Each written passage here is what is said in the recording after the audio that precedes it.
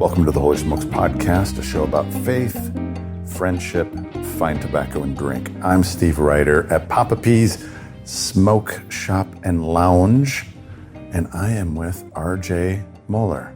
RJ, thanks for being on, dude. Thanks for having me, man. Welcome to, I guess this is Cool Springs, maybe technically, but Franklin is home for me, but welcome. Thanks. So, where'd you grow up? Oh, man. So my dad was a pastor and marriage counselor, author growing up. He's originally from Minneapolis, so that's where I was born. I was actually born basically in the neighborhood where the George Floyd incident happened. It looked very different 40-some years ago. Yeah. But my earliest memories are of that. Spent a little bit of time in Tucson, Arizona, very briefly, but really my childhood and what I consider is the Chicago area, suburbs, mostly Libertyville, Illinois. Mm-hmm. That's when people say, where's your childhood? That's it for sure. So yeah, the suburbs of Chicago, definitely a Chicago kid. My dad pastored a few different churches over the years, some in the city, some in the suburbs. But he did a really cool thing, which was planted us for a long stretch of the bulk of our childhood in one town. And now that I'm older and travel a lot for what I do, you get that appreciation of especially fighting Chicago traffic for many years, up to 45, 60 minutes a day each way. Yeah. After living many years in LA, which we'll get into myself, I don't know, I just have a great appreciation for the city I grew up in. I love Chicago. Sad to see what it's kind of become, especially the city proper. But like, idyllic childhood in the suburbs of Chicago. So much fun. We were far enough out at that time. I'm sure Libertyville looks very different now, being 30, 40 minutes outside of town. But it was like, there was people that had farms. You know, it's kind of like Franklin here, where you're just close enough to a city, but like people own cows as well. And there's rivers to go, you know, exploring in and stuff. But yeah, suburbs of Chicago is really, I consider myself a man of the North, let's say. Very proud to be from that region. From Wisconsin, so I totally get it. There you go. Totally get it. Wisconsin was our playground in the summers, right? That's where we, hunting, fishing, camping. The Dells. Ice fish, the Dells. Which I worked 3 summers in college. No way. Yeah. At one of the water parks? Or At Big Chief Go-Karts. Amazing. Big Chief Go-Karts, and then when I was 19, I started bouncing I was much bigger, muscular-wise, at a club called Brother-in-Laws.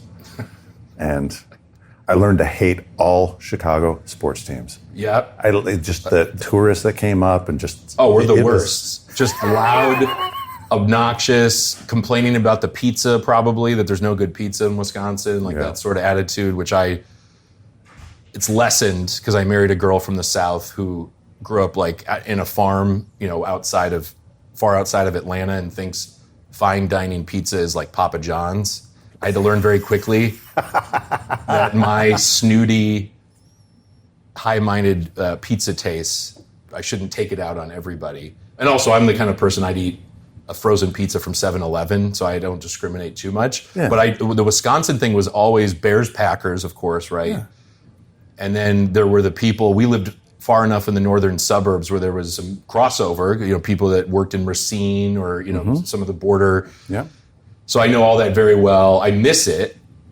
I have 4 daughters, so my girls aren't really into sports, you know, soccer and stuff, but not like team, you know, Chicago versus whatever. And I do miss a little bit of that, some of that rivalry. We were talking before we started recording about people used to be kind of proud of being Norwegian or Dutch, and that's all gone away too. And I kind of miss that. I want to get my girls into like our heritage. Yeah. So I'm very proud.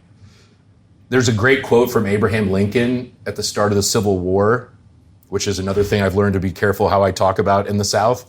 And the war between the states, they like to say down here. Especially since 2 of my ancestors fought with Sherman, and he did some things to some of my wife's relatives way back then. But no, Lincoln said, because at the beginning of the Civil War, everyone assumed that the South had better fighters, and they did. They had great, you know, Robert E. Lee and great generals and leaders, and Stonewall Jackson. But he said, when cabinet people were like, I'm worried, like the South is going to fight hard and they have great soldiers. And he just said, you underestimate men of the West, which was Illinois at the time. You underestimate them at your peril. And it was corroborated by, of all people, Robert E. Lee himself. He actually gave a speech right before the war broke out, before he decided to a group in Texas. And he said, you guys all think because we hoot and holler and we shoot guns in the air and we live this wild life down here that you think these northern boys are going to roll over. He's like, but I've been in the military. I've gone to West Point. I've seen, and he goes, they are tough. And so I love that sort of the quiet, the nice, the Midwestern nice thing. But there's also my grandpa, my dad. These are guys that just kind of lunch pail guys, right? They were farmers. My grandpa grew up on a farm.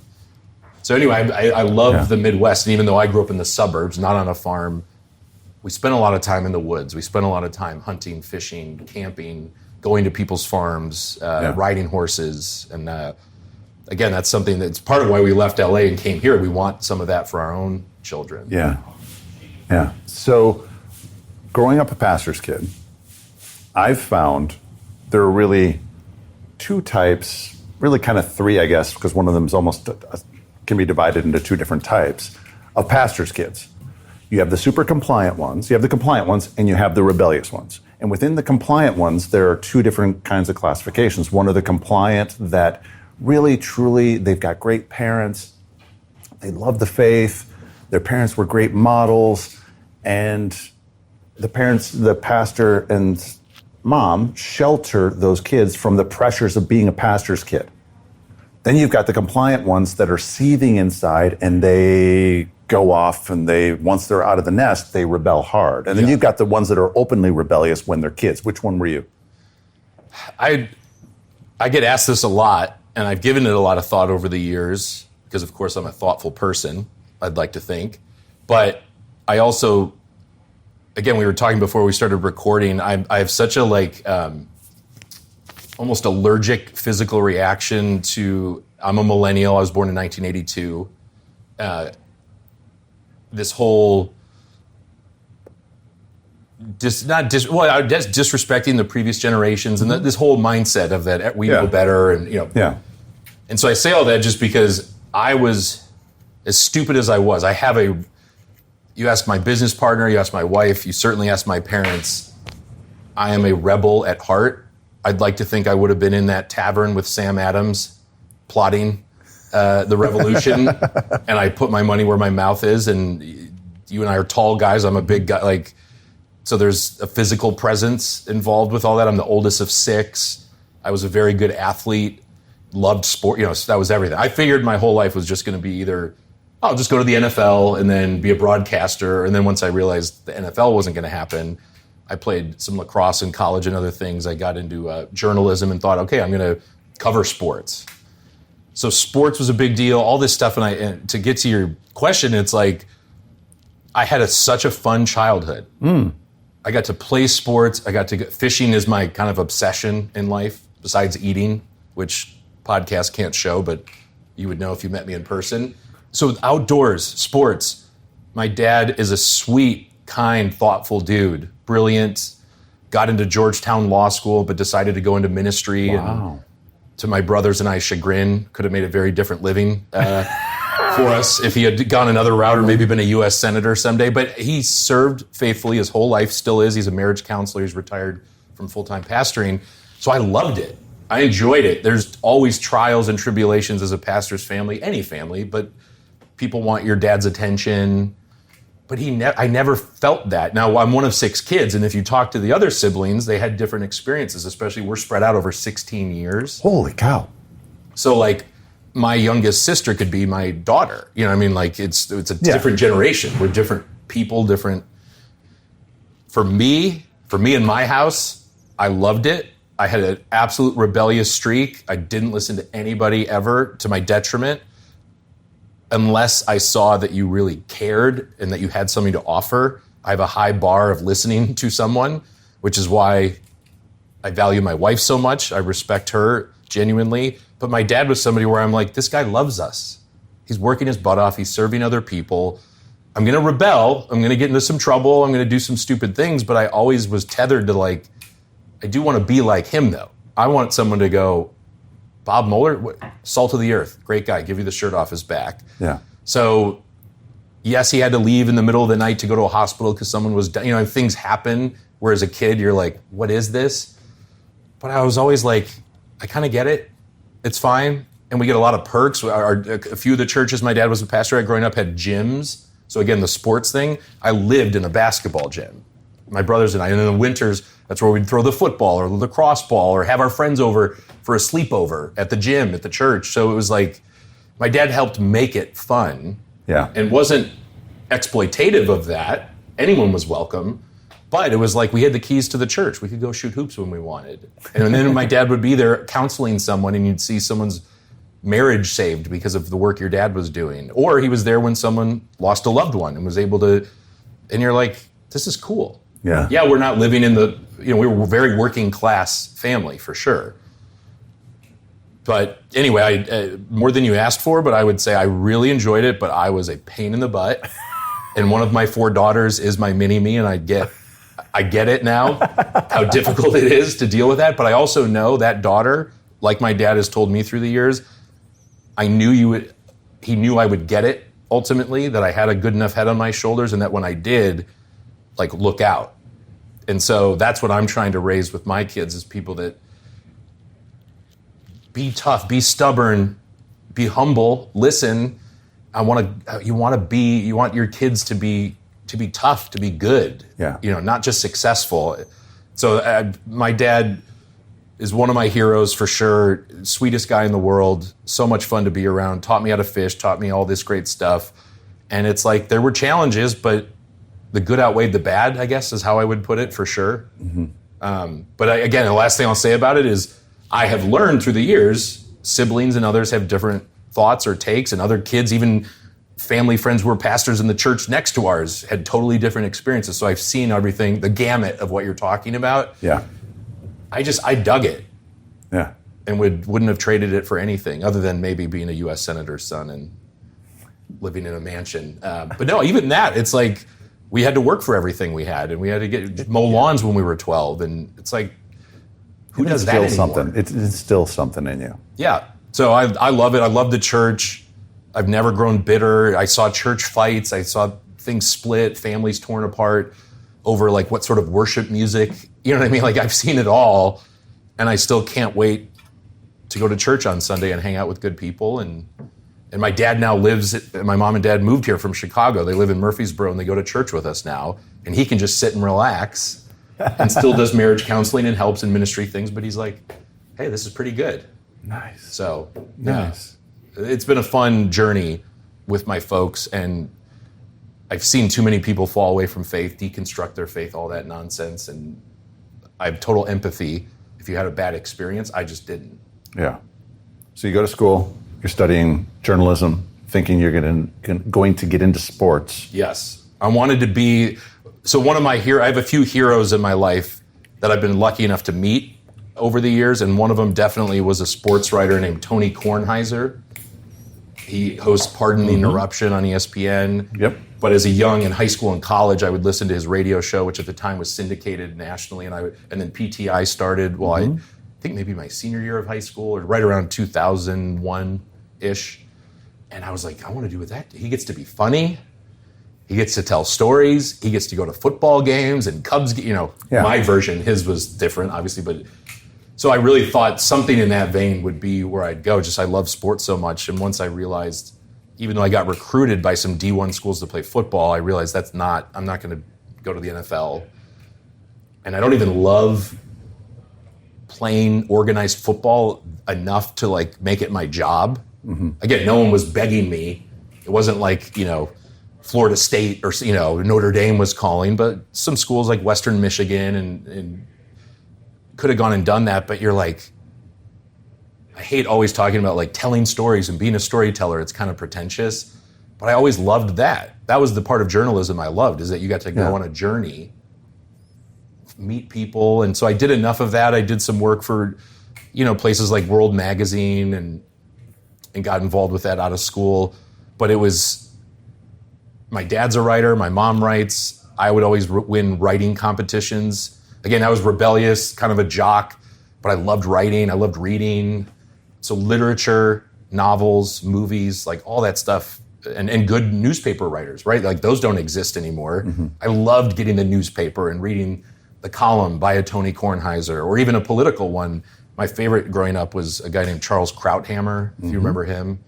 So I would read and then I found out that they both worked at the same newspaper, Kornheiser and Krauthammer. And so I assumed they were friends until I found out that Tony's very liberal, and then you start to learn that part of the world too. But I just looked for who are the people that inspire me.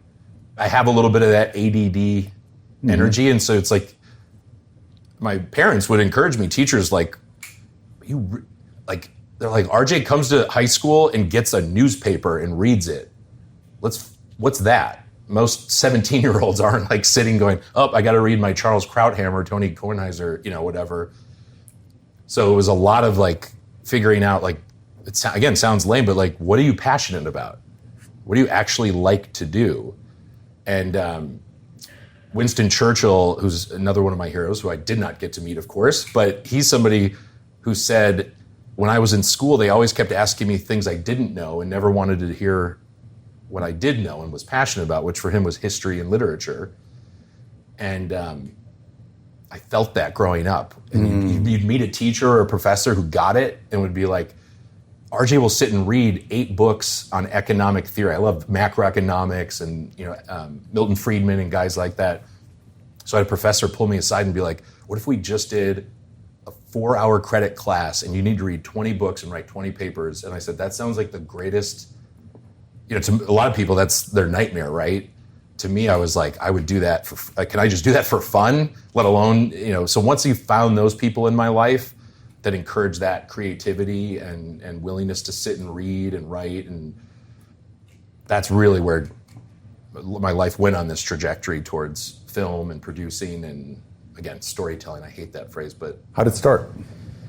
Again, not only did I love sports, but it was movies. I mean, I saw a movie at least 2 weekends a year my entire life growing up. I always wanted to go to movie theaters. I always, VHSs, and then you had to replace them with DVDs. Again, things my daughters have no concept of.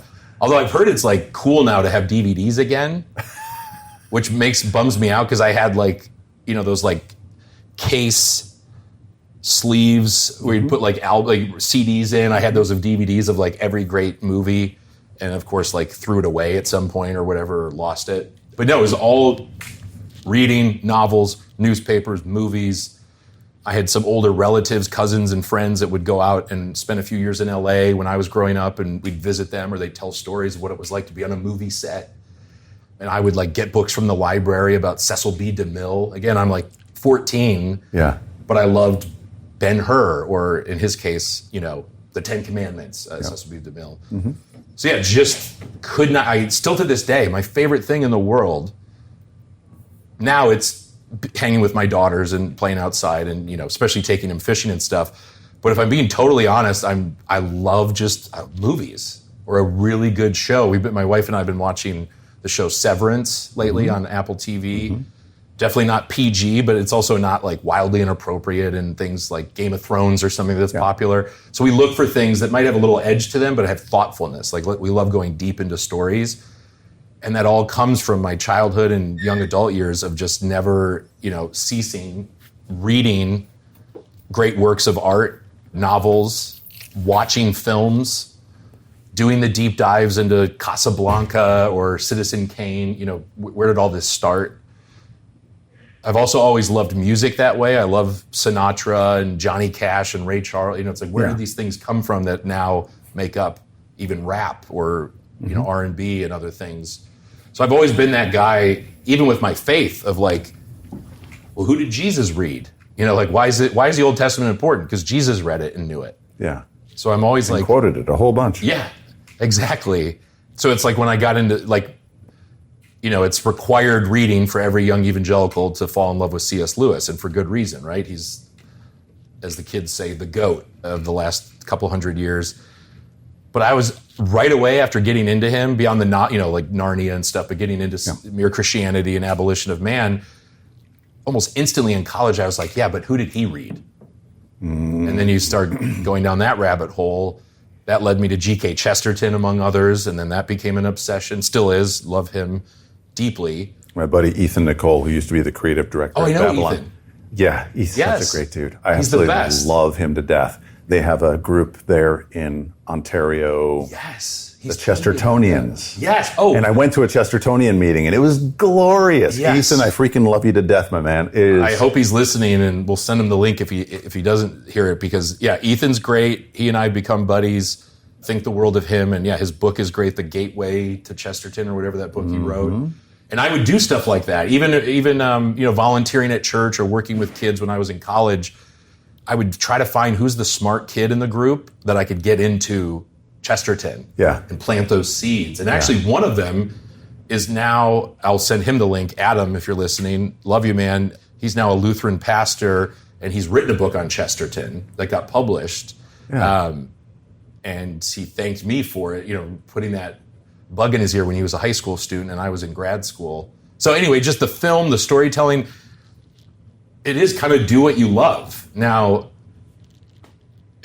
what does that look like? How do you love movies? That's a big thing, right? How do you actually go do that? But I always tell people, you take bites of the apple.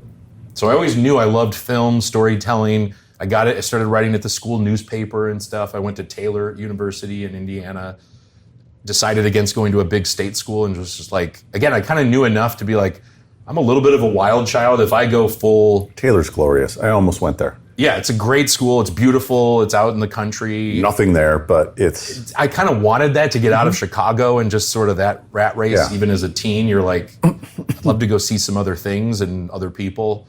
But even at Taylor, where there is not a lot to do, I didn't mind it much because I found a bunch of good friends. You could go down to Indianapolis, go out to dinner, take a girl on a date, But also there was a lot of time to go fishing, again, which I love. That will be a common theme in any conversation with me. The Mississinawa River was nearby, and I'd go wading, smallmouth fishing, loved it. Played a little lacrosse, intramural sports, but like my friends and I, there was a few local movie theaters, and I literally saw a movie probably once a week for 4 years. And then everyone had DVDs, and you're sitting around. There's just something about the visual medium, that combo of the visual and the audio and the imagery and the way you can cut things, that I knew, okay, I'm never going to be an auteur director. But if I could help those guys. Yeah. I had a moment one time in my journalism days where another one of my mentors that I actually got to meet and spend time with many years with is Dennis Prager. And I was doing some work with Dennis in LA, helping get PragerU launched, the YouTube channel. And I remember going with him. He had an interview. It was actually I think it was on an early version of Don Lemon's show or something on CNN. And I remember standing there on set with Dennis, and he went up to do and I'm like looking at everything, and I was like, I'd rather run CNN than be on CNN. Effectively be a producer. I'd rather help put all this together and have creative thoughts.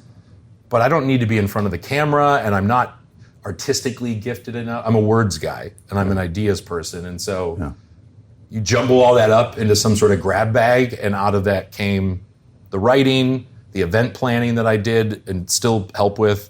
But really it turned into, when I was out in LA, when I finally made my way out there, it's like, again, I can do this. I know I can do this. I'm hanging out with people that, again, a lot of talented folks, but you're like, there's no magic to this. Certainly not early on. The magic comes with the artist, which is the directors and the editors and the cinematographers and the post-production and the sound and the color. That's where the magic happens. But none of that happens unless guys like me find a cool story, develop it, either write it themselves or bring a writer on. It's the process of incubating. Yeah. And I loved that. I loved watching that unfold. Even a great editor at a newspaper or a magazine or a website, that's part of what they're doing. So that's what I gravitated towards and ended up pursuing, was how do I pull all these people together? And being the oldest of 6 kids, I was used to convincing people to all pool our money to buy something, or, hey, someone's having a birthday party. I always loved helping plan it, or like, let's get people together. And that's producing at its core. So that's the writing opened doors. So then I was in rooms where I could say, hey, you want to do, Prager's like, I want to do short form video stuff. Let me pull that together. And now you're on sets with directors and editors, and you just starts to snowball from there if you're serious about it. What else were you doing in California? Well, it's funny because I left Chicago, and when my parents dropped me off at the airport, I was at this point like 28 or so. I was living with buddies in Chicago, doing the journalism live event stuff. But eventually I got this break. Prager hired me. I started working with the comedian Adam Carolla, who's also based out of the LA area. So eventually it was like, all right, I'm going. These guys have enough work for me that I can sleep on a friend's couch, find an apartment with some buddies, find a church, get plugged in. And I did that, but you realize, like, even though I despise Malcolm Gladwell as a person and his worldview, he's a great writer, and the 10,000 hours thing is real. It's reps. And that's what I realized when I said earlier, when I got out there and was like, oh, these are just people. Mostly just kids from like Kansas City or Wisconsin, or, they've all come to LA pursuing this dream to help tell stories. And so I spent a ton of time doing a bunch of different things. A friend of mine ran a commercial company, filming commercials, and so I would go on set and help coordinate things, or literally pick up coffee if I had to, just to be on set, be around it. And again, I was being able to pay my bills because of the work with Prager and Carolla, but that afforded me the opportunity to be like a 29-year-old, newly married, who's hanging out with like 19-year-olds who are at USC Film School on the set of a commercial for Jeopardy. Did you meet her out there? We met through friends, mutual acquaintances. She was in Atlanta. I went out to Atlanta, a lot of friends there, spent some time together. But we also did the long distance thing, which made us have to talk. Yeah. And so we got to know each other really, even then, this is 2012, it wasn't like FaceTiming and all that stuff as much. That was just, becoming a real thing. Fortunately, it was after long distance bills went away. It was a very sweet spot where you had to talk to each other, and it didn't cost an arm and a leg. Yeah, when I was at Focus, I had a couple long distance relationships, and I remember getting the phone bill. All right, I got to pay it. And then getting these long distance carriers wanting me to switch because they saw how much I was spending and getting a check. And it was wild. The first long distance bill I got, I think I finally got I've always been a late adapter to technology. I like writing on paper and stuff. And now I'm fully switched, but at that time, I got a cell phone around probably 2005. Yeah. I finally gave in and I was in college, and I'm like, all right, I have to. And I was dating a girl in Ohio, and I'm in Chicago and Indiana half the year. And the first bill, I didn't realize I hadn't signed up for the long distance plan, which was only like $4 more a month. Crap. And it was like $1,000 phone bill. And because I'm a good negotiator, I got it down to $100, and they gave me the new plan. And because of that, people at school and friends, and even my dad still will occasionally be like, I've got this bill. Do you mind getting on the phone? Because a friend told me at that time they can't hang up on you. So if you keep talking, which obviously I'm happy to do, have a motor mouth, and I just kept talking for like 2 hours to this customer service person, and she finally was like, $100, how about? And I go, sold. We're good. But no, so we met long distance. It's funny, Dennis Prager, who I was doing a lot of work with at the time, he had a speech in Atlanta where she and I had been kind of connecting on social media. Yeah. And then we started talking on the phone, and we had things in common, and she was Christian and stuff. She was a horse trainer, equestrian trainer, which I loved. Again, outdoorsy. I was looking for that. And in LA, it's not easy to find that kind of girl. So I had gone on some dates and hung out with some girls there. But I was only there like 8 or 9 months into my journey in LA, and we get connected. And then I was like, oh, I'm gonna go see a friend in Atlanta. Like, we should hang out. And then Dennis was like, I'm going to speak in Atlanta next week. I'll tell her to come, because she and her family are very conservative and love Dennis and listened to his show for years. So he vetted her for me visually. He's like, I'll go take a look at her and meet her family, and he did. So it was nice to be, an entry point of meeting your future in-laws is that Dennis Prager's been like, RJ's a good guy, and So I went out there and met and hung out with her family, and 6 months later we got married. Wow. She was I think 26, I was almost 30, so a little bit older, dated people, kind of knew what we were looking for. And as I like to say, the first time I physically saw her, in person, she was wearing a nice outfit with tight-fitting pants, and I was like, all right, I already like this personality. And I knew literally instantly, when she picked me up at the airport, and I was just like, yeah, this is happening. I'm not letting this one out of my sight. And 6 months later, we were married, and nice. And now we got 4 daughters and we live in Franklin, Tennessee, so all is well. But no, meeting her, working with guys like Dennis and Adam, my real goal though was to get my butt kicked out there. I wanted to learn, how does this industry work? And again, no offense, there's so many talented Christian movie makers and artists, and I don't like to rag on anybody, but I was like, I want to know what the best of the best, can I go and hang with the toughest? And I was able to, and got an agent and manager and wrote scripts and sold some projects and put things together, but was still working in that sort of conservative faith space as well. So I was getting to have my cake and eat it too a little bit, where I could go to meetings with these big agencies and get a project going, and then I could go help Dennis tell a great story in a 5-minute PragerU video. And I was like, I love this. And I wasn't and am not and hope to never be as famous enough where anyone cared. It's one thing if, I'm friends with the actress Patricia Heaton, and her husband that live here in town. When she says something, it's newsworthy, right? And, or Kid Rock or Mel Gibson, or, if they talk faith or politics. It's another reason why I like being behind the camera and even kind of being the person, even behind the person who's behind the camera, because no one really cares. If you're good at what you do, if you're helpful, if you can raise money, if you can put things together, you can kind of get away with a lot when it comes to the political Christian stuff. So I had it good. I kind of got to do a lot of stuff and be in rooms that I shouldn't have been in, and also kind of learn strategically for my more politically Christian motivated content. We all think we know what the left or secular people think. It's one thing to think that or read it from afar. It's another to be in those rooms in Santa Monica, California, and hear it and go, oh, they really believe this stuff. Or they don't really believe this stuff and they're doing it because so many people around them do. And it kind of gave you confidence to go, I think this is all sort of like lemmings walking off a cliff in terms of that hardcore progressive worldview and all the stuff, and transing the kids and those Disney tapes that got released, executives saying we're going to gay it up for the kids. You go, yeah, there's some true believers, but it's like anything else. There's a lot of people who are kind of like, I don't want to lose my job. I've worked for 15 years to work at Disney. Yeah. Am I going to be the one that says something? Yeah. And there's a lot of those good people there. And so that was another helpful thing to learn, is like, oh, this is not just some big woke, party. It's not good. And I mean, proof's in the pudding. We moved our kids out of there because we didn't want to raise them in that environment. Yep. But I still feel like it is a mission field, and not in any sort of condescending way, in a way that I have relatives that aren't people of faith, and that's my mission field. And I still love them and care about them, and I feel that way about a lot of people I met out there. It's about loving the individual and getting to hear their story and understanding that, you grew up in a very different environment than I did. Yeah. And I could see how you would come to these conclusions and these thoughts. Totally. But, man, I know you. Yeah. And I love you. Yeah, and you're a human being created in the image of God. And you're fun and I'm fun.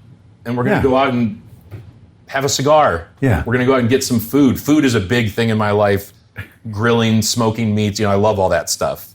Like, again, any man over the age of 40 is obliged to start loving that stuff. I really do. And I look at Jesus. His ministry was always eating with people, sitting with people. I remember asking my dad as a younger man, what's your philosophy of ministry, or some dumb question like that. And he's just like, meals, food, hanging out. Mm-hmm. And he's a brilliant guy and great teacher and, counselor. But when he said it, I go, yeah, that's kind of all we've ever done was open our home and hang out and grill burgers. Yeah. And people love it. We never had the nicest home, the cleanest home, 6 kids, dogs. But some of my richest friends always loved coming over to our house and would tell me over the years, like, I always felt welcome. There's always food, a lot of it. Yeah. If you could get to it before I did. All my brothers are very skinny and are like track and lacrosse runner types. And I say it's because I ate the food for them growing up. But no, food is a part of it. Even talking about my career, when we hire crews we can get into sort of how it got into full-fledged filmmaking and what we do now. But like, my favorite part of it is going out and making, even if it's a one-day shoot for a commercial or something, it's like, let's feed everybody well. Let's make it that there's music playing, we're having fun, we're telling jokes, so that even a non-Christian, that anybody would have fun with us. And it's opened up doors to great religious, philosophical, spiritual conversations with, people, but it's also just been like, I tell people I live my life where I don't want to do anything that won't make a good story later. Ooh. And I kind of try to guide things. Now, most days you're just picking up the dry cleaning and stuff. But if I'm going to go out and do something in the world, like, let's do it so that later we tell that story and we have fond memories of it. Or it was a difficult thing and we can laugh about it later, but we did it together. Yeah. And that's a story too. So I love the stories of how these stories are made, if that makes sense.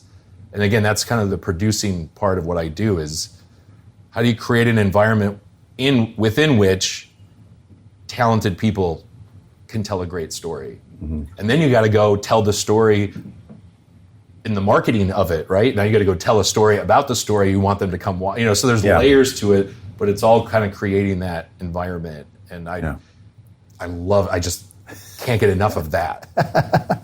It's contagious.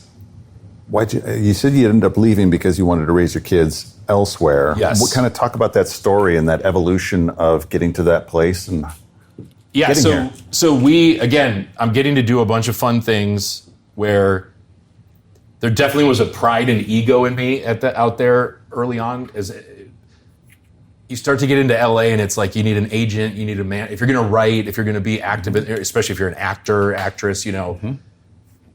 And so I was like a little bit on that hamster wheel of how do I get representation? Because that's the people that help you set up meetings, and there's the prestige of saying, and so I got an agent who was willing to rep me at CAA, which is like the Yankees of the.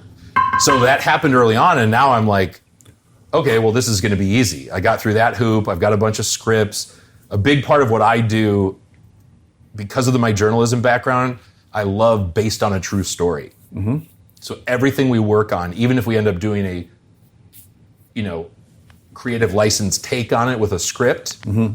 We're working on something right now about Winston Churchill's origin story, kind of his Batman Begins. Mm-hmm. And we've read 1,000 books. We're working with this great author, but you still get to create, right? You're telling a story. So everything we do is based on a true story. And that opened up a lot of opportunities, of course, towards documentaries. So what I started to realize is, even though I had some initial success of getting some scripts moving and sold and, got an agent and a manager, it was like, all right, you're going to have to, there is luck here too, because there are a bunch of me's, talented, thoughtful people, hopefully, but you got to catch a break. You got to. Yeah. So I'm like, well, this is not sustainable unless I want to stay single or we don't want to have any kids. And for us, that just, was not an option. It's at a very fundamental level. It's like, what are we doing here? Especially if you're going to get married mm-hmm. and you're able to have children, which many people aren't. And, but we're healthy. We're in the prime of our life. Yes, we're pursuing dreams. And my wife was running a horse farm, barn, equestrian place in Topanga Canyon, which sadly a lot of it obviously just burned down. Yeah. So we knew a lot of people in that area, but she was doing her thing. I was getting to do my stuff. I was scratching the political itch with Prager, doing some faith stuff, but also going out and taking real meetings with like Brad Pitt's company and stuff. And I definitely bought into that for a few years there of like, well, God's going to bless me, and I'm going to be Ralph Winters, right? A mm-hmm. Christian in the highest levels of the industry, and that's my path. I don't know Ralph well enough. I don't know if he ever wrote scripts, but I wanted to write. I wanted to be. Yeah. Really, my dream was to be Larry David. Can I create a TV series like he did? And I love those Seinfeld episodes that show how they made the show. Yeah. And I was like, wait, someone gets paid to sit in a room with a bunch of writers and order Chinese food and create these shows that I love so much, and these movies and whatever. So I was aiming at that, and ultimately, much longer story short, the real thing that got us to Nashville was my wife was feeling that itch to get out already, being from a small town, Georgia. I was starting to feel it a little bit. COVID had hit. The world's going wild. California was going wild. California's going extra wild. I love playing tennis. They were taking all the tennis nets out of the courts. It's 85 degrees, and it's the one sport that you're like 75 feet away from the other person, and they're shutting that down. And we had the third of our 3 daughters. We had moved out of LA down to Orange County at this point to think, all right, if we get outside of the city a little bit, we'll be fine. And it just kept getting worse and worse. But for me professionally, God needed to break me of the pride of thinking like, no, I have to stay here. It's got to be LA. I'm repped at an agency and it's this and this is how it happens. And honestly, part of me was like, we'll move to the Palisades someday, which, I mean, with what's happened recently, I've had a lot of thoughts of like, wow. That was my dream, was to live there, right? Yeah. A lot of people's dreams. It's beautiful. It's amazing. Yeah. But the catalyst for us to finally get out of here, for me professionally, beyond my wife's desire, which was most important, I finally sold a big project to ABC. It was based on the life of Paul Feinbaum, a college football guy on ESPN. Liberal Jewish guy. His family was from Manhattan originally. His grandma was a communist organizer in the garment district 100 years ago. Yeah. And he moved south to pursue journalism and ends up becoming, they call him the mouth of the South. Yeah. The voice of SEC football. Yeah. But he wanted to be like a Pulitzer Prize winning journalist. Again, he and I kind of had a similar desire of storytelling, writing, journalism, all that stuff. So he and I met in LA and we got to know each other. And again, totally different. He knew my dad's a pastor and stuff and could kind of guess I was right of center politically, but we hit it off. And I said, let's do a documentary about your story for ESPN and let's make a sitcom where we go back 30 years to that moment where he thought he was going to be this serious journalist. The local radio affiliate needed someone to fill in for like a drive time college football, Alabama, Auburn fans screaming at each other. And he did it and it was off the charts. And the guy who owned the radio station said, you're hired. He's like, no, I'm a serious journalist. I did this to fill in. Yeah. And 35 years later or whatever, now he's, has 3 million daily listeners and he's, again, the mouth of the South. So anyway, we create a TV series. We sell it to ABC. They always say Hollywood's the one industry you can get complimented to death. And everyone was telling me, dude, you did it. It's amazing. We start working on it. We're going to shoot a pilot. And again, I'm like thinking of those Seinfeld episodes and I'm like, I'm living out what 15-year-old RJ wanted to do someday deep down. And we get to right to the part of the process where they're going to film a pilot and they called and they basically said, there's too many white people working on the show. We can't do it. Now, this is early 2021, so like prime everything, right? COVID, George Floyd, the world's gone nuts, Trump, election, all of it. It was actually right after January 6th. So like everything, everyone's out of their mind, everyone's tense. And they called and said that, and it was like God just lifted a whole veil or whatever, a weight off of me where I go, oh yeah, I would be miserable if I went and worked on the show. Now, it's easy to say, right, in retrospective, I would have made potentially millions of dollars and been the showrunner or worked on the show, producer, writer, living out my dream. But it really was like, I don't want to be around any of these people. Not still missional, and but like, this is not the ring I'm looking to actually kiss. This is not what I want to get out of bed each morning pursuing is the accolades of some people that at a moment's notice can go, you're too white. So it was instantaneous where I go, everything's on the table. I still want to work in film. And again, we had made enough docs and there was things paying the bills, enough structure where I was like, Phoenix, Austin, Dallas, Nashville were kind of the 4 or 5 cities. And so we had a wedding. One of my sisters was getting married out in this part of the country. So I said, let's take a few weeks off. Let's hop in the minivan. Let's take our, again, 3 daughters at the time. And let's just drive around the country. Let's stop in Phoenix. Let's stop in these cities. Let's look and see and dream. Where does God want us? Where would we want to raise our girls? And by the time we came to visit Nashville, my entertainment lawyer had actually moved here from Pasadena with 7 kids. Yeah. And he loved it. And we went and came and had dinner and hung out here a few days. And we just were like, all right, this is it. And we knew enough through him and others like that now we know for sure 3 years later, there's film stuff everywhere here, amazing, talented people. Yeah. But you kind of sensed it even before I knew it, where I was like, it feels like something's happening here. So I think within 6 months, kind of like with my wife, when I met her, I was like, 6 months later, we lived here. And in the fall of 21, we got here, we got plugged in, found Conduit Church, which if anyone listening goes there knows how amazing that place is. Pastor Darren and Mo and the team. And it's just been like life-giving. I love Darren. Yeah, just life-giving. Special dude. You go there and you're like, I'm excited to go to church again. And no offense to people in LA or Orange County, we had lovely experiences, and a lot of it was on me, not them. But I think because I was in that rat race and was pursuing these things with outwardly noble intentions, but deep down I really wanted to show I could do it. And so it was like God gave me just enough. He let me sell that show and be in those rooms. And again, I had done versions of that at a lower level, but like it doesn't get bigger than selling a network show and having that go to air. Like if you're in that, like that's it. Winning an Oscar maybe, but that's in film, and there's. Yeah. And then it was like, oh, I don't want to be here. I don't want to raise my daughters here. We got to a point where we said to each other, my wife Whitney and I, if we could live in the Palisades, would you actually raise our girls there? We asked each other that, and we couldn't even get the question out before saying, heck no. They're lovely people there, but it is a dark place spiritually. It really is, even in the most beautiful of those areas. That's the irony, right, of Southern California, especially LA. So yeah, we got out and haven't looked back. My business partner, who I just started a company with, we were all like, crap, we've just started this company and now we're wanting to, and he and his wife were like, we want to move to Nashville. And they had been talking about it. Wow. So we moved here 2 weeks apart. Yeah. Set up shop. And we've gotten plugged into an amazing community of talented people. We still work with friends in LA and have agents and folks that we work with. But even them, a lot of them are jealous of us out here. And I was just on the phone the other day with, I won't say who, but the rep of a very prominent comedian who lives in Nashville, and he's kind of the most famous person right now. Yeah. And his manager lives in Newport Beach, same reason. He got out of LA, and he's like, I'm always there because of this client and love. So like you hear it now from people in the industry that probably don't share my politics or worldview. Again, I don't know this guy well enough to say that, but and you go, we've moved to the place everyone's jealous of, even the LA people that I was jealous of, if that makes sense. Yeah. And we're happier than ever.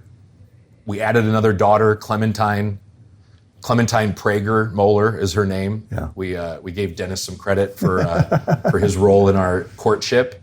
Sadly, Dennis has had a bunch of health issues, if you've been following that, which is terrible.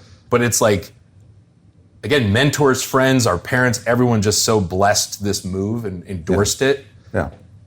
But we also were like, no one's stopping us from doing it. And nobody would have, but just to have the full kind of cloud of witnesses around you do it. And then for my parents to move here, I have another sibling that's moved here. A bunch of my siblings have moved to the Atlanta area. So we've all kind of congregated here in the Bible Belt. And now my daughters know their cousins.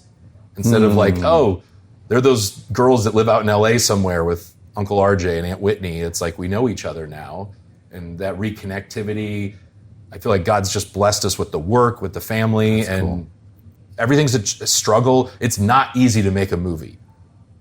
It's not easy. We're not heroes. We're not, storming the beaches of Normandy. We're not giving birth. But I don't know a tougher thing to do in the world than to make a film. Mm. It is so much work. So much has to go right. It's 3 to 5 years minimum of your life. So you better love it. And I do.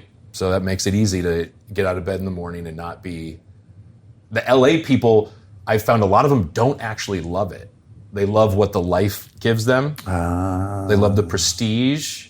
There's so many people that work in Hollywood that went to Stanford, Brown. It's insane. It's like an Ivy League. Yeah. And I'm like, why are you guys not all making tens of millions of dollars on Wall Street or writing the great American novel? You're all sitting in development offices in Santa Monica and Venice just so you can tell people you work for Ben Stiller or something. And they don't even like film. You go to these meetings and you're like, have you seen that? Because I'm enthusiastic. Yeah. Have you seen this new? And they're like, yeah, I don't really watch. And I'm like, you're the gatekeepers of the thing that we all love. Yeah. But you found out it was kind of people, it's like people that live in Venice, California, or Brooklyn making stuff for people who live in those things. That's a lot of what the mainstream LA sort of scene is. Wow.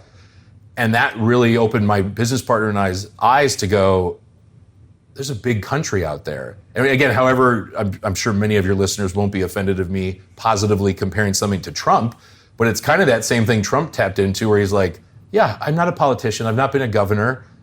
And there's more than half the country that just wants some normalcy, or like wants some practical things brought back and borders and, just he's his own person and has other issues. But we kind of tapped into that same oh yeah, most of the country just wants to see great movies and stories and misses things like, if you're a guy, Last of the Mohicans, right? Or The King's Speech or Darkest Hour, or, even more family-oriented things like The Wonder Years growing up.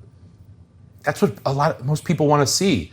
And it's a reason why Seinfeld, Nate Bargatze, Jim Gaffigan, these guys are huge titans of comedy because, yeah, there's funny people, and I listen to some folks that work blue, but we want to laugh. We want to not have to turn it off if our kids walk in the room.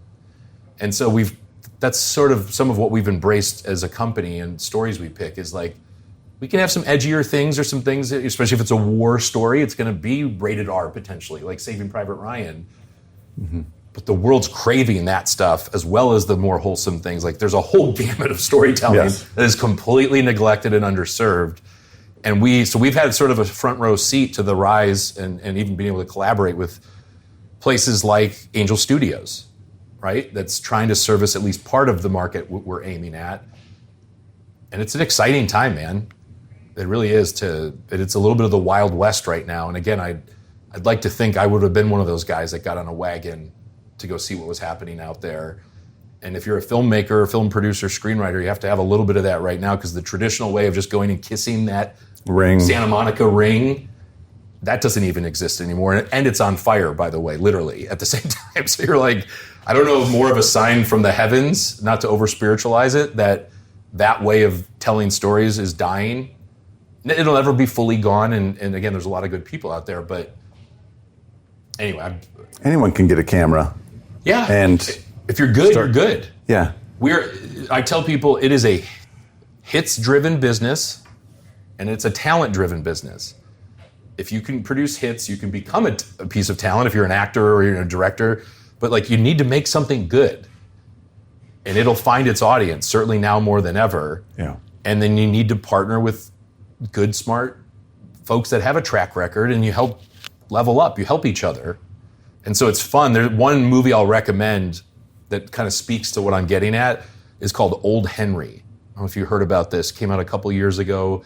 It's a Western. I won't give away the twist, but it involves a very, very famous historical figure, and a really, again, kind of almost an M. Night Shyamalan level twist, but not in that sort of supernatural, aliens sense. The guys that made it are good dudes. They're here locally. They raised some money. They hired an awesome director. They did it on a low budget, I think under $2 million, which for a scripted feature film is, nothing. Yeah. And it's kicked butt. It's made a ton of money. It premiered at the Venice Film Festival in Italy.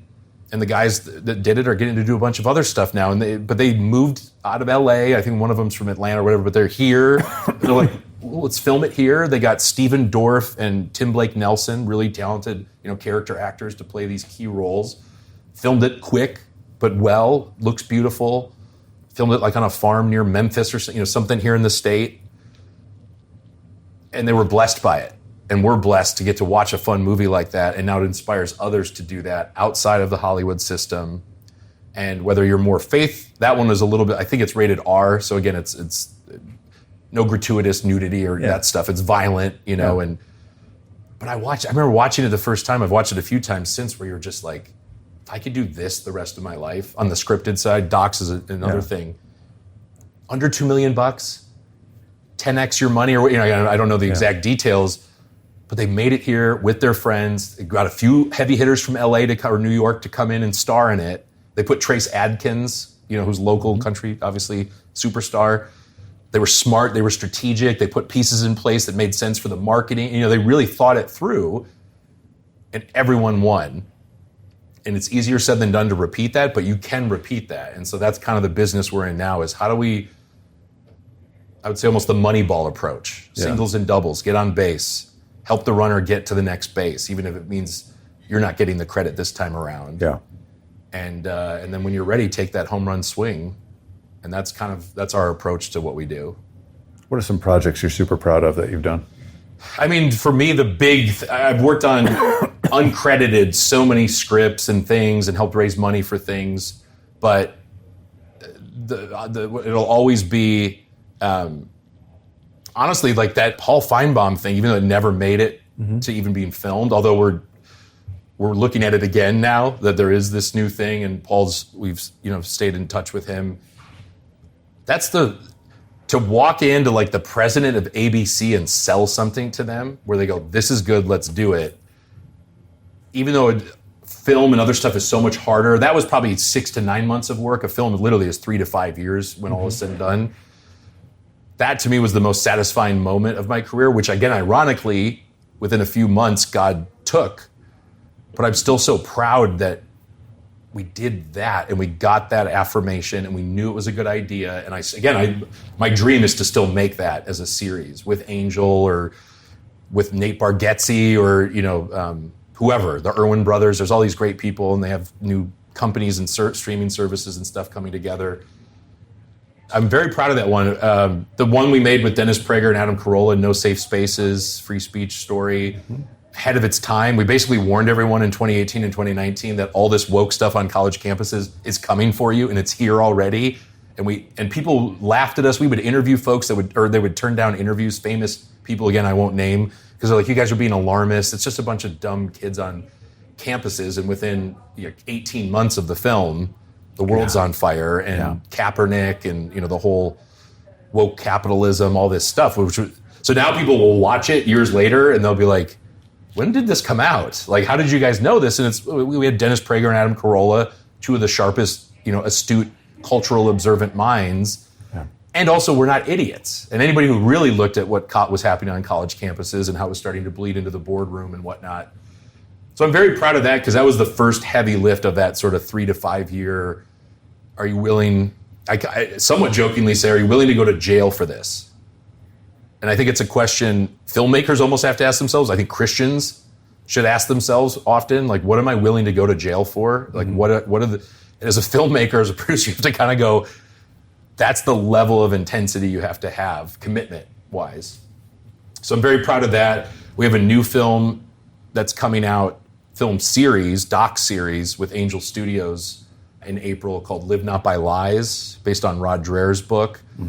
And we've been all over the world, talked to brilliant people, brave people, folks that survived Russian communism and lived to tell their stories and their kind of warnings to us of complacency and comfort, kind of like Francis Schaeffer talked so eloquently about years ago.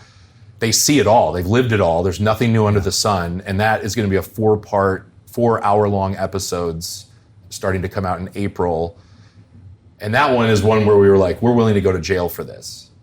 And depending on how you feel politically, if things might have gone differently this fall, you don't know where that leads of silencing free speech and critics. So we were really trying to, in a thoughtful way, address that stuff. And we thought, well, what's the best way than just tell people that lived through the worst version possible of all this and let them talk and not have to preach and not have to score political points or, hand out a flyer of who to don't, political.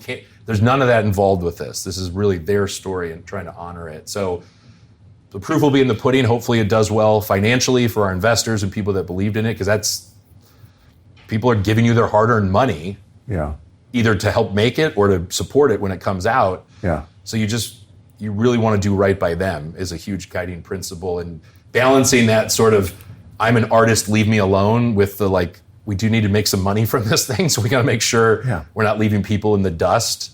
Like, everyone loves Terrence Malick, as a director, obviously incredibly talented. I can barely make it through some of his more recent movies because I'm not artsy-fartsy like that, and I do want to be entertained and know what's going on without an art degree. And so that's another sort of data point for us as a company is how do we do beautiful things, but also I want my 19-year-old nephew to be able to get his head around what we're talking about.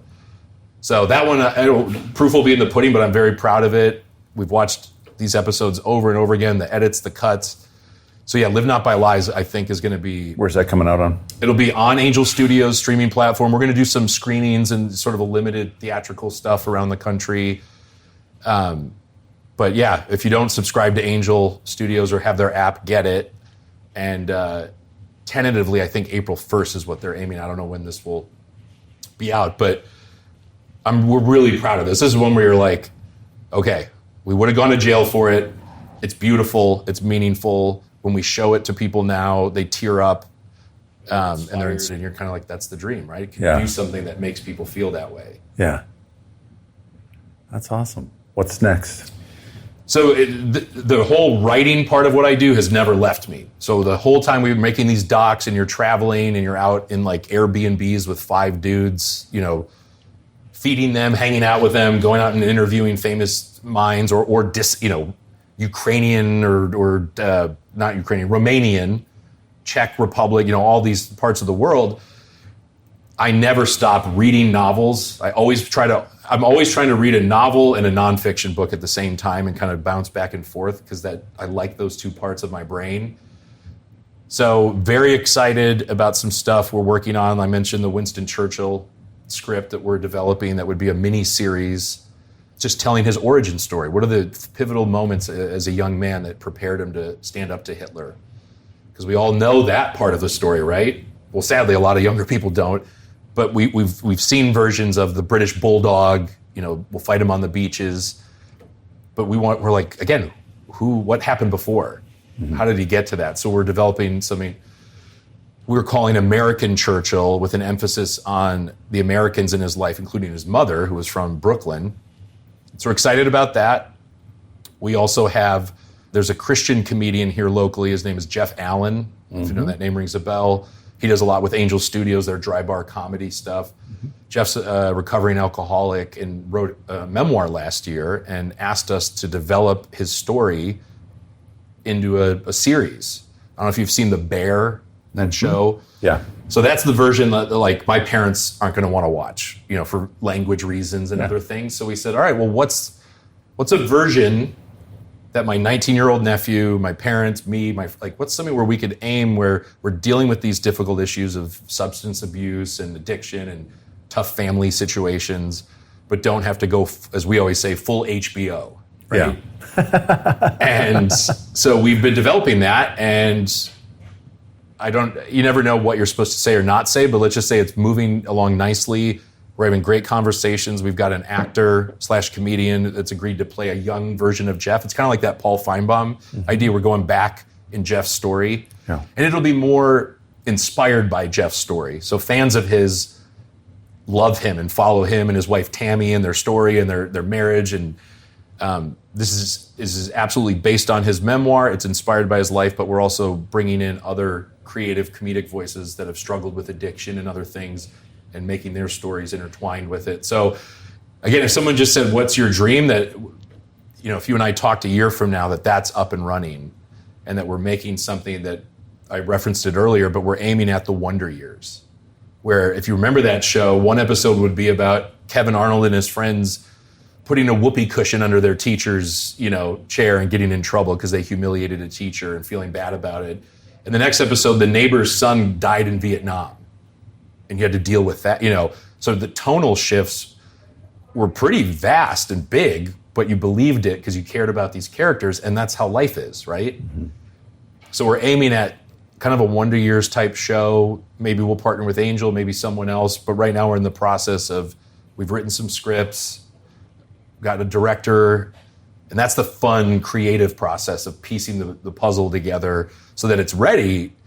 And this is one that we'd want to go pitch to Netflix, to Angel Studios, and anyone in between, because we're aiming at that thing that would be, I just think of like Nate Bargatze as a comedian. Everyone loves that guy right now, and for good reason. It's funny. That's why they love him, but they also love him, and my parents love him, I love him, my progressive friends love him. He's talking about real life. Because it's real stuff, and you don't have to turn the channel or turn it off, you know, when your kid walks in the room, or it's wholesome, but not in a cheesy way. There's a cheesy version of that, or at least a connotation. Yeah. That's what inspires me, is how do you thread that needle? But in long term, if you wouldn't have to put a gun to my head if you said, if you could do one thing before you died, it would be like Last of the Mohicans, right? Some adventure story out in the woods, heroes and heroines and fighting the bad guys and in the elements and muskets. And I mean, that James Fenimore Cooper, all those things, that as a kid really inspired me. And to see what kind of films we used to make, at least occasionally, and now don't even exist. Yeah. Davy Crockett is another data point in my sort of evolution as a film writer, producer. I watched it with my daughters recently. They loved it. And it's campy, and they have the warnings now at Disney Plus. This is culturally, insensitive, because it's so beautiful and fun and wholesome, and it makes you want to like go out in the woods with your kids and go on an adventure and kind of have some pride in your country and what people sacrifice to build it. So that's that kind of thing, which is bigger in scope, right? Now, instead of a few $1 million, you're talking about tens of millions of dollars. I want to earn the right to make that sooner rather than later, I hope. But that's what the path we're on, is make it so that audiences and investors and collaborators go, RJ and his buddies, they should make a Last of the Mohicans type story. So we're developing those. We have them chambered and ready, sort of rainy day scripts and ideas. But again, it's singles and doubles. It's showing up, making money for your investors, being easy to work with. Yeah. The last thing I'll say about all of it, my dream someday is to write a book called ABD, Always Bring Donuts. Show up with something. That's what I learned in LA. And I learned it from my parents, that sort of Midwestern hospitality. Yeah. Anytime we went to someone's house, we brought donuts or a pie. And I got out to LA and no one did that. Mainly because it's like unemployed baristas, posing as actors, make up most of the population, and they don't have the money to even buy a pie or would know. Yeah. But I got out to LA and I was a little bit older, and again, had some income coming from jobs that allowed me to go into that artistic world and not be starving fully, although was not getting rich by any means. Yeah. And I would show up to meetings literally with donuts. Hey, there's a production meeting. I'd pick up some pastries and everyone would go, oh, I'm on a diet, and it's LA. They'd all be gone halfway through the meeting. And by the end of the meeting, someone would go, if you get them next time, could you get the blueberry, or whatever? And it just was like, oh yeah, show up with something. Or if someone said, hey, we're having a development meeting about a story, come sit in on it. I wouldn't go assuming I'd get to talk, but I was ready to talk. And it was amazing how many times God opened a door and somebody would go, that's the best, who are you? And you'd be like, nobody, but here's this idea. It could give you tons of examples. You get the idea though, but if anyone younger is listening, or somebody thinking of changing careers or trying to get into the arts in particular, it's like, be easy to work with and have something to say. Bring something even tangible to that next meeting. That's my philosophy of ministry, you could say. Show up with something. That's awesome. RJ Moeller, you're on a time crunch, so we can't get to rapid fire questions today. Oh yeah, sorry, but long-winded. This is awesome. Next time I come out, we'll get your rapid fire and we'll throw it into the podcast feed. Yeah, well, thanks for having me. And holy smokes, it's amazing to see. I've just been watching it and I've been involved with it, but to see it and all the people and the Facebook groups and everywhere I go, someone knows Kay, all of it. I love that. I'm so grateful for it. So thanks for this, and we'll share the episode around.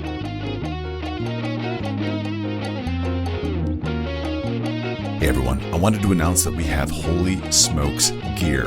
That's right, we have swag.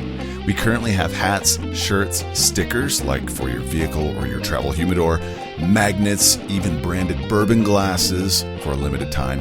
Go to holysmokes.club and click on the shop tab. That's holysmokes.club. I'm super proud of the shirts. They're made with Bella canvas shirts that are soft and incredibly comfortable. The hats fit wonderfully, which can be a problem for those of us with big noggins.